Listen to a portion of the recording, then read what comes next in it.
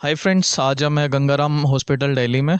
और हमारे साथ है डॉक्टर शलभ शर्मा गंगाराम हॉस्पिटल से। आज हम ना एक बहुत ही इम्पोर्टेंट टॉपिक के बारे में बात करने जा रहे हैं, जो बहुत इम्पोर्टेंट डिसीज़ है। जैसे कि जब बेबी बर्थ लेता है ना, पैदा होता है, तो कुछ कुछ बेबी ऐसे होते हैं जिनको ना बाय बर्थ सुनता नहीं है, जिसको हेयरिंग लॉस बोलते हैं। तो इसके लिए ना कुछ सर्जरीज होती है या कुछ टेक्निक्स होती है जिसके कारण वो सुन पाए, जिसमें एक आपका होता है कोक्लेन इम्प्लांट होता है और एक हेयरिंग ऐड होता है। तो इसके बारे में ना सर से थोड़ा सा जानेंगे।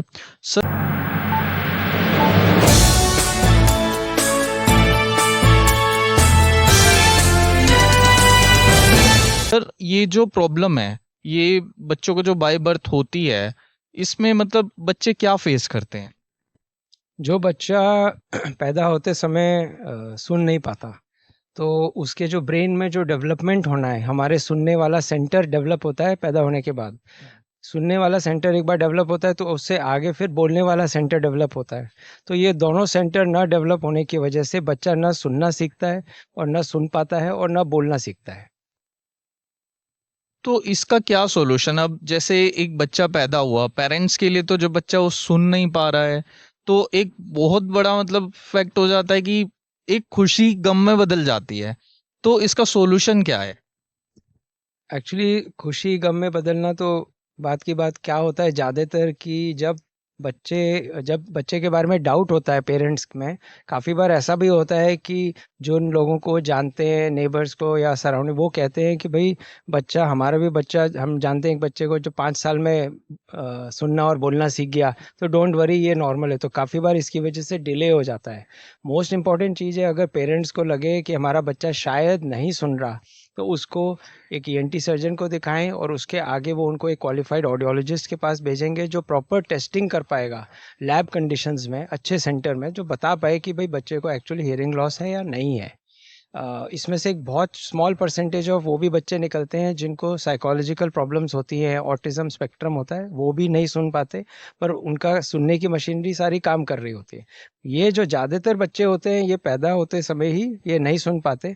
और जितना जल्दी हमें पता लगे कि ये नहीं सुन रहे, जितना जल्दी हम आगे उनको हियरिंग एड दें या इम्प्लांट करें या जो भी ट्रीटमेंट दें, उतना ही अच्छा रिजल्ट आता है। तो जैसे आपने बताया कि कुछ बच्चे बचपन से नहीं सुन पाते, बट जैसे कुछ साल बाद वो सुनने लगते हैं, तो हमें मतलब थोड़ा वेट करना चाहिए पहले?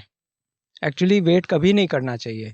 जैसी डाउट हो तो सब टेस्ट करा लेने चाहिए, क्योंकि जो डिले है, जब तक डायग्नोसिस होता है, 1 साल के बच्चे में हम ट्रीटमेंट करें और 2.5 और 3 साल के बच्चे में ट्रीटमेंट करें, तो इसके एंड में जाकर रिजल्ट में भी बहुत ज़मीन और आसमान का फ़र्क है। तो जितना जल्दी बच्चा पकड़ा जाए कि इसमें है हियरिंग लॉस, जितना जल्दी उसका इलाज हो, उतना ही उसका रिजल्ट एंड में जाकर अच्छा रहेगा। सुनेगा, बोलेगा, स्कूल जाएगा, कॉलेज जाएगा, काम पर जाएगा, सब कुछ करेगा जैसे दूसरे बच्चे करते हैं जो सुनते हैं।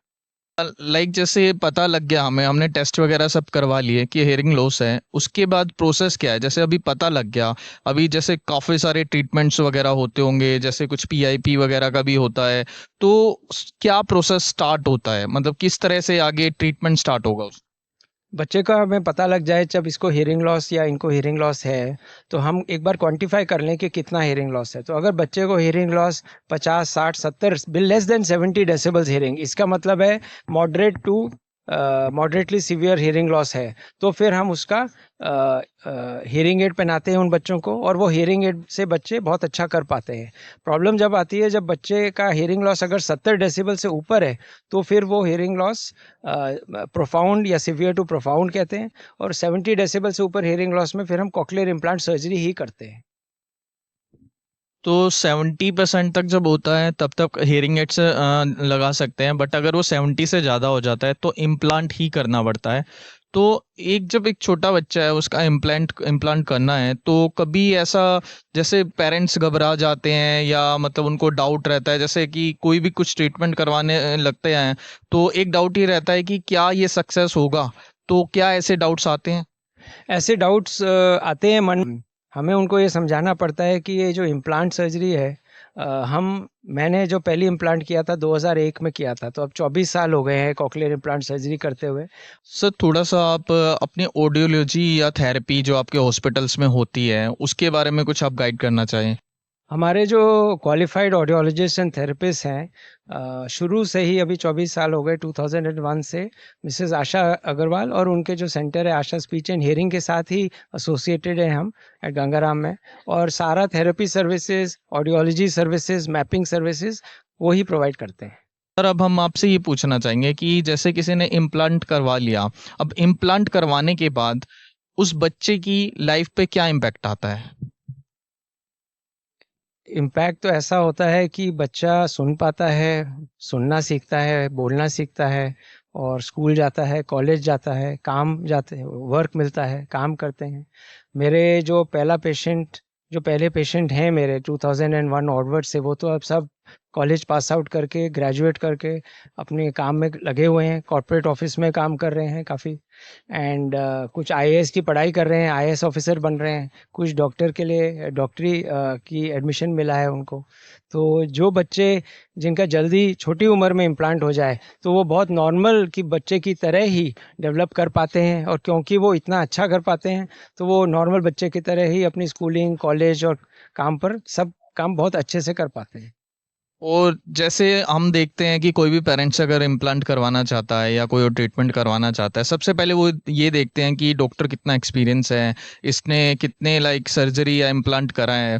तो अगर हम आपसे ये जानना चाहें कि अभी आपने कितने इम्प्लांट करे हैं, क्योंकि ये कोई भी पेशेंट का क्वेश्चन होता है, सबसे पहले वो वेरीफाई करना चाहता है कि जिसके हाथ में हम जा रहे हैं क्या वो ठीक है।